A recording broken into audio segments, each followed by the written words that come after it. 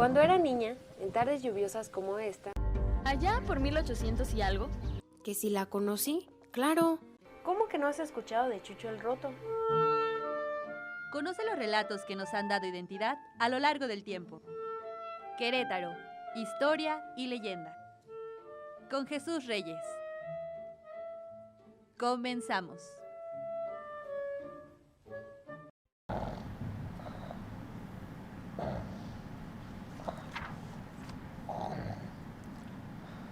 ¿Gordo? Gordito.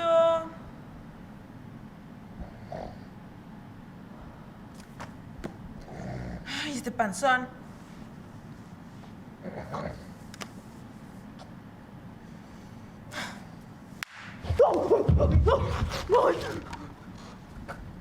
¿Qué pasó, chula? Ay, tenías un mosquito y te salvé. Oh, gracias, gorda. Oye, te quería decir... ¿Crees que podrías irte? Es que va a venir una amiga y... ¡Ay, amiga! Perdóneme, señora, pero es que intenté detenerla, pero no se puede con un mastodonte como este. ¿Está bien, Maru? Hola. Amiga, te necesito así conmigo. Estoy pasando una tragedia. Está bien, queridas.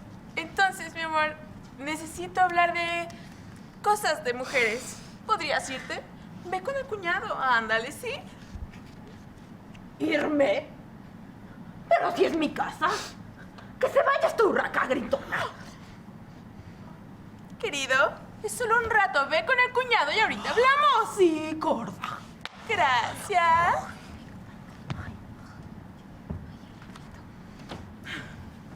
Oye, ¿qué crees? ¿Qué pasa? Mi marido quiere que trabaje. Y es que lo peor es que no sé hacer nada. Ay, me siento tan, pero tan inútil. ¿Te sientes o eres? Te había dicho de un trabajo en la oficina, ¿no? De gobierno. ¡Claro! La entrevista. Que no se me olvide que es el jueves. Ay, querida, a veces creo que no puede ser peor, pero siempre me sorprendes. Hoy es jueves. Ay, qué bueno que ya es viernes casi, ¿no? Pero tú no trabajas. ¿Tu entrevista? Mi entrevista. Sí, tienes toda la razón. Ay, me tengo que ir, amiga. Adiós, gracias, ¿eh? La salida es para el otro lado, mastodonte. Ay, amiga. Nunca le entiendo a tu chacha.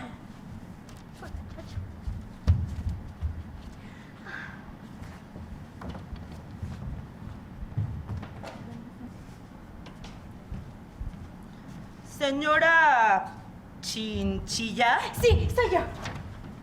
su desempeño fue Maravilloso, extraordinario, genial. mediocre. Sin embargo, nuestra secretaria actual lleva trabajando aquí 50 años y ya es tiempo de un cambio. Necesitamos una persona que sepa escribir a máquina y como usted es la única candidata, ¡felicidades! Ah, yo sé que tengo que escribir a mano. Sí, dije máquina, ¿no escuchó? Y sin quejarse, ¿quiere el trabajo o no? Sí, gracias. Bueno, empezó hace 3 minutos. ¡Felicidades!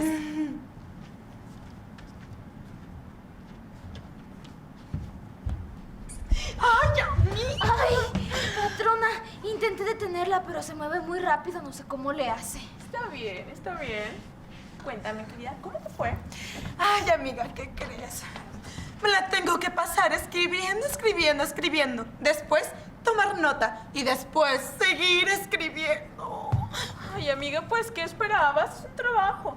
Además, no te quejes. Ya tienes el trabajo que querías, ¿no? Por cierto, ¿por qué quiere tu esposo que trabajes? Ay, pues es que le exigí un carro. Pero me dijo que no, que tenía que trabajar. Ay, y verás cuántas ganas traigo de manejar. Pues bueno, por lo menos aplicaste el consejo que te di. Ay, sí. Ojalá que dentro de 40 años Querétaro siga siendo Querétaro, con sus calles tranquilas y sin oxos en cada esquina.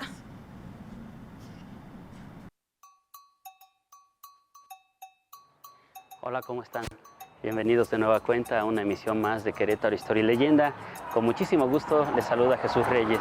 En esta ocasión, esta es una sección nueva. Vamos a abocarnos, vamos a introducirnos a las casas del centro histórico de Querétaro, pero que aún ahora funcionan como casas habitación. Dentro de esta ola de gentrificación, bueno, hay gente que todavía vive el día a día, que son sus casas, sus habitaciones, y han resistido al embiste, ¿no? Que el estacionamiento, que los bares, que todo esto han sido motivo de que muchos se vayan, pero ahora en esta sección vamos a platicar con la gente que vive el día a día dentro de estas casas.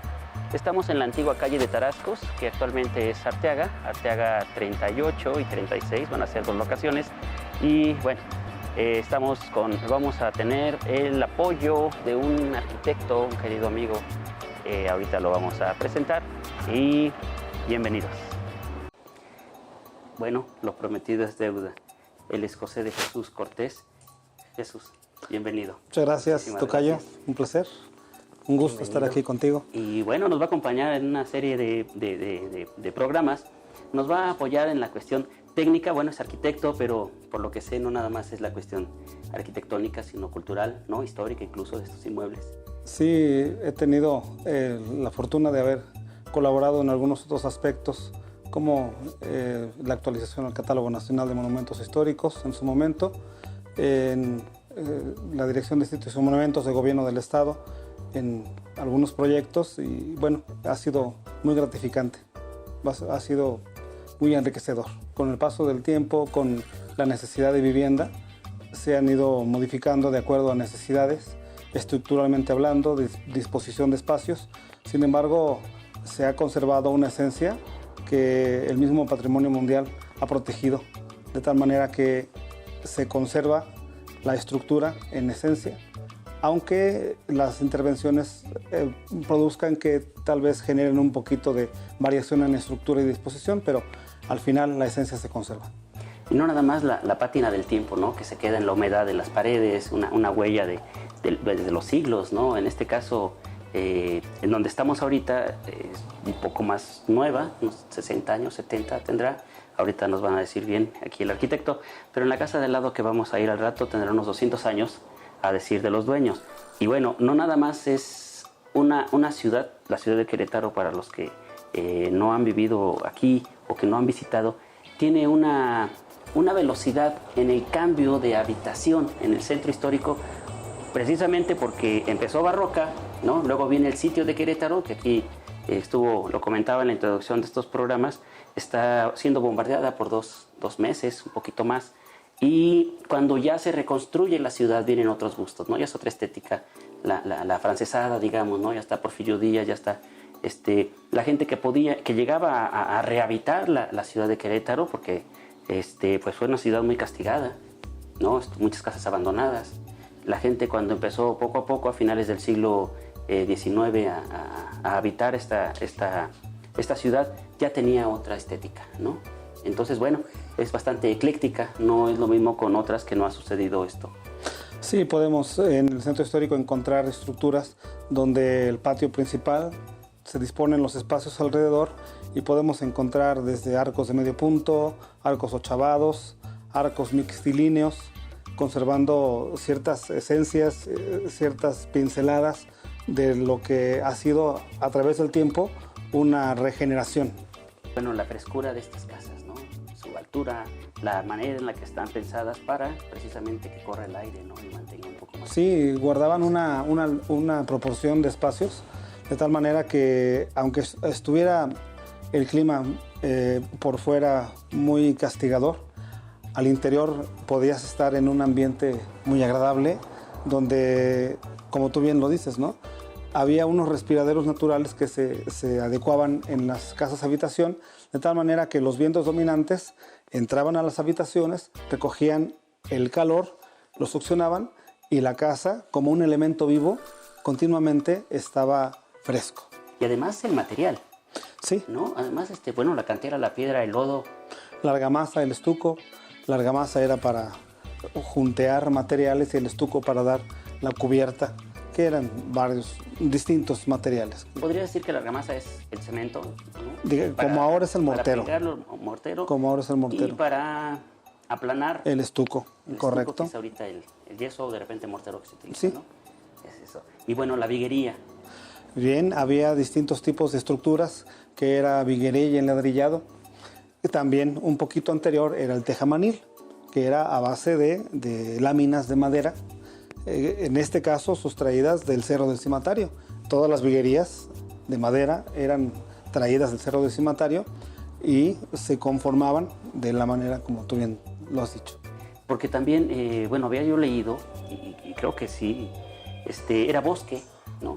En un tiempo fue bosque el Cerro del Cimatario. Es correcto. Y bueno, durante 300 años que se utilizó para, no nada más aquí, también se fue muchísima madera preciosa a España. Sí, ¿no? es correcto. Y entonces, bueno, eran los pisos, era toda la viguería, eran los muebles, Sí. era calentar la comida, era todo esto, ¿no? Sí, muchos templos, incluso en las naves estaban cubiertas de duela de madera extraída del cimatario, pues se fue consumiendo y bueno, entraron después los mosaicos hermosos también. Y bueno, se ve todavía la tradición de ese cerro guardián en algunas casas, que supongo que las vigas ya son raras las que están originales. No, ya es muy difícil, es muy difícil encontrarlas en estos tiempos. Ok, bueno, aparte de estas cuestiones técnicas, materiales, tenemos a nuestro invitado, que es el dueño de la casa, que nos permitió entrar.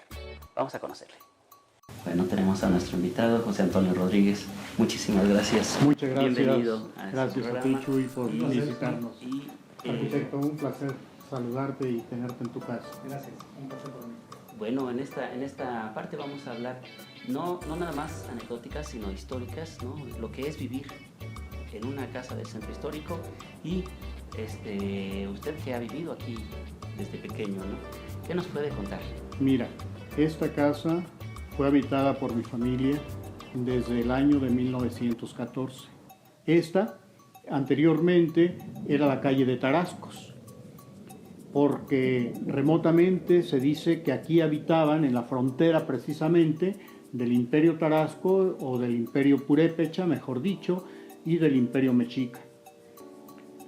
Y después de muchos años, ya en los años 30, los dueños del inmueble, que eran unos viejecitos ya para ese entonces y que vivían en la Ciudad de México, decidieron que iban a vender la casa, que ya no querían tener los problemas de renta y de arrendatarios y demás, y les ofrecieron que los padres del padre Paulín estaban muy interesados en comprarla, pero que ellos, como eran sus inquilinos de tantos años también, tenían la prioridad.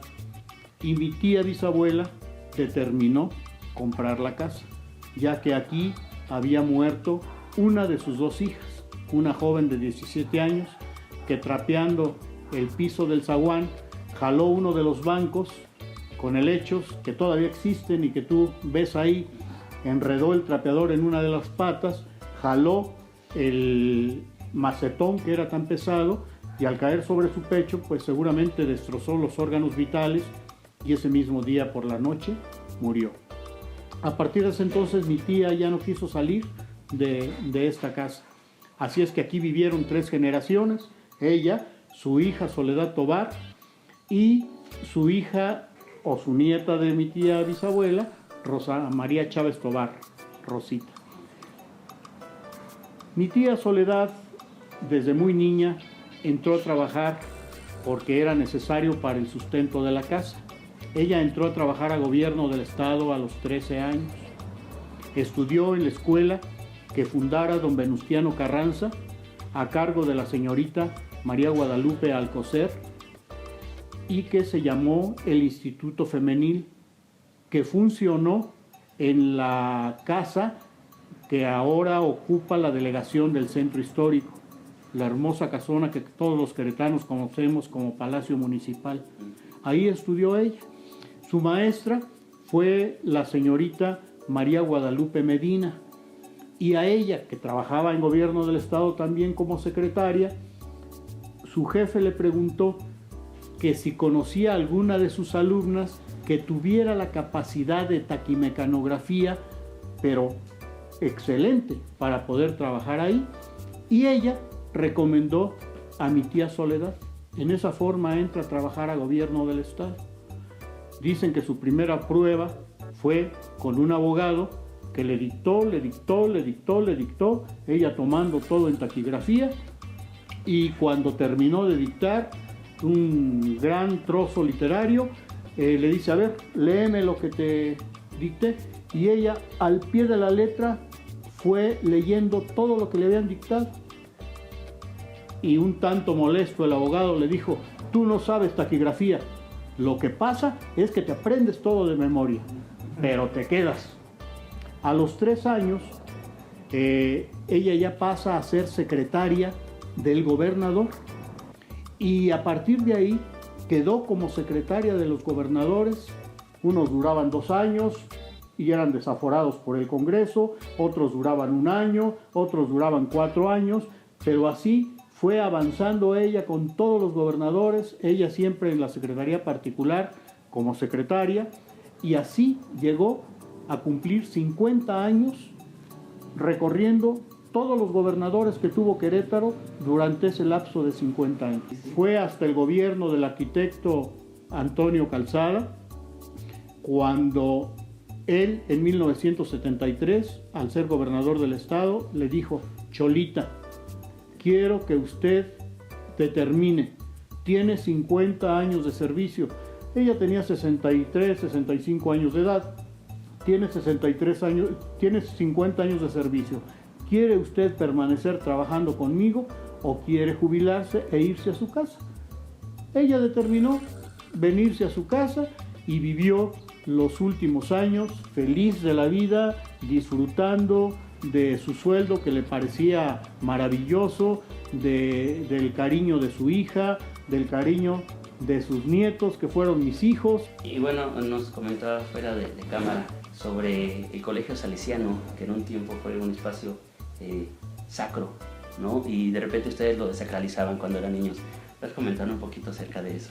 Sí, claro que sí. Mira, estamos hablando del Querétaro, como dijera el doctor cronista del estado, que es el doctor Garrido Toral, que es el Querétaro que se nos fue. Y sí se nos ha ido de las manos terriblemente. Querétaro, éramos una pequeña familia de unas cuantas cuadras a la redonda.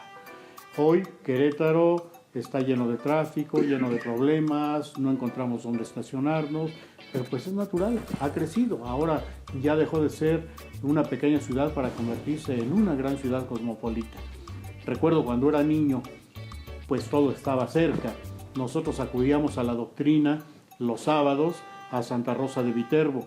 En ese tiempo llegaron los padres salesianos, les otorgaron la mitra, el templo de Santa Rosa de Viterbo, y les adicionaron los terrenos que pertenecieron al Panteón de San Sebastián, que es donde actualmente se encuentra el Instituto Marciano Tinajero y Estrada, nombre que lleva por uno de los obispos, grandes obispos que tuvo Querétaro. En ese tiempo, los domingos íbamos a misa de 9, nos daban de desayunar atole de Puscua en unos jarritos pequeños de barro, con una pieza de pan que nos parecía maravilloso, cosa del otro mundo, y de ahí nos llevaban a jugar fútbol a los terrenos, en los que entonces no había nada construido del colegio, simplemente estaban abiertas las zanjas, donde posteriormente se levantarían los muros que circundarían el espacio. Pues ahí nosotros encontrábamos cráneos, y con esos cráneos los sacábamos y nos poníamos a jugar fútbol, y los padres, entre ellos de feliz memoria el padre Mauro Garza, andaba atrás de nosotros, pues haciéndonos notar que eso no se debía hacer, que eso era un sacrilegio, que debíamos tener respeto a los fieles difuntos, pero a nosotros nos parecía muy gracioso ese juego.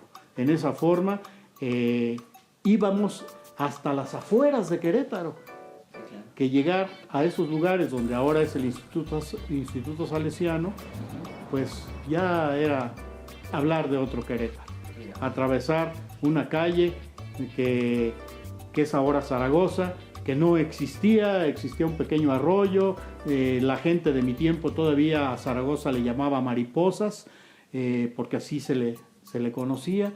Y bueno, es un Querétaro que se ha ido lentamente, pero que se ha ido desafortunadamente. Que se difumina. Bueno, parte de los intentos de estos programas es eso, ¿no? Intentar recuperar estas memorias. Gracias. Bueno, vamos a otra locación. Gracias. Bueno, y vivir la niñez en este tipo de construcciones, Toño, ¿cómo le ha supongo yo que ha permeado hasta la actualidad?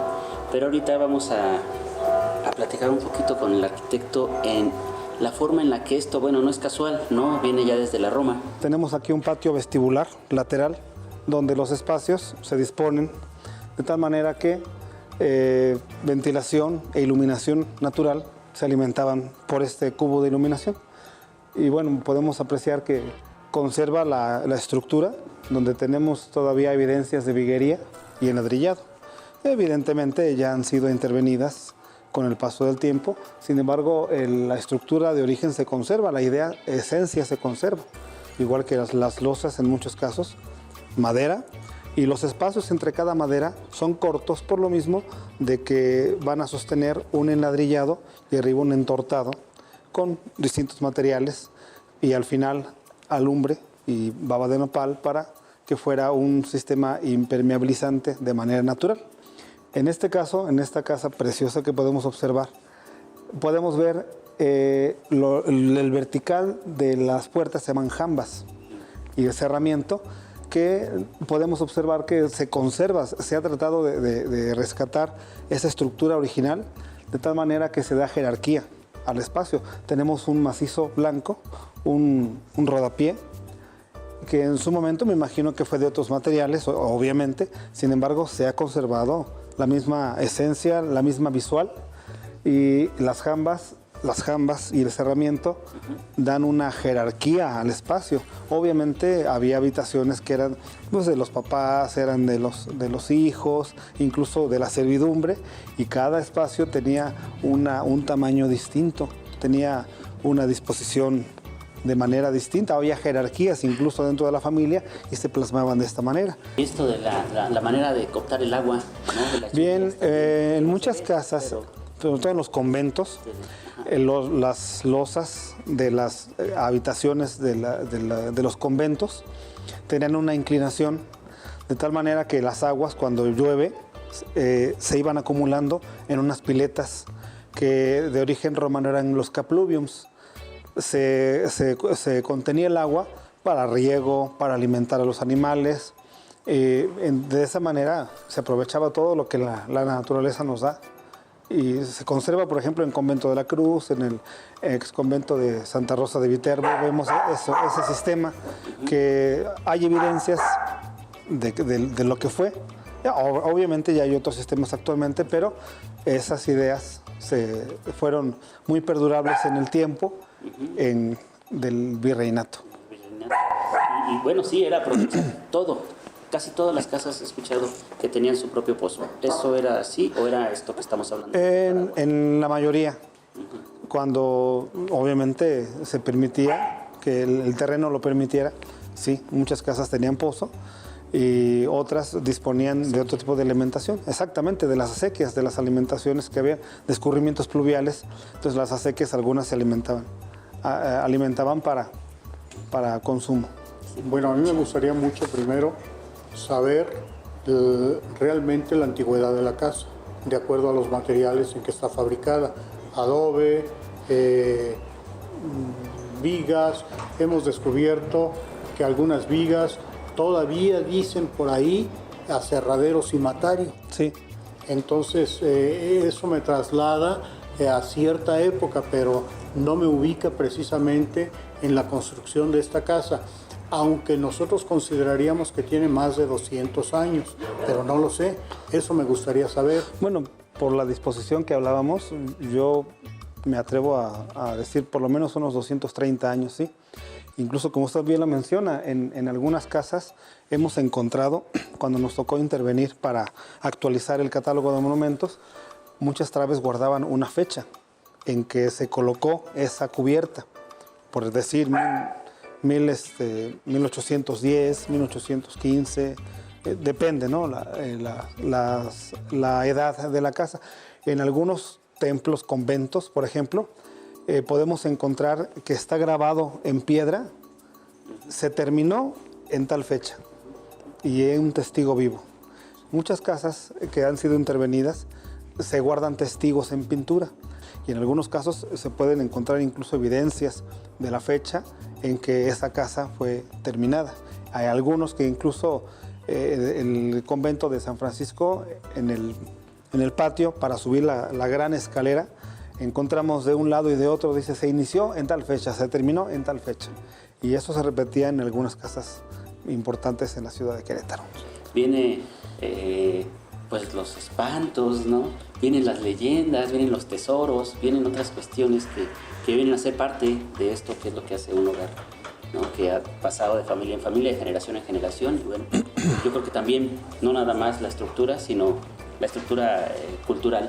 Claro. Viene también a crear esto. Este es un programa más de Querétaro Historia y Leyenda.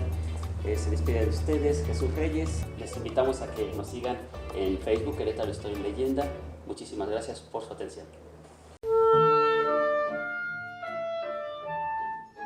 TV UAC presentó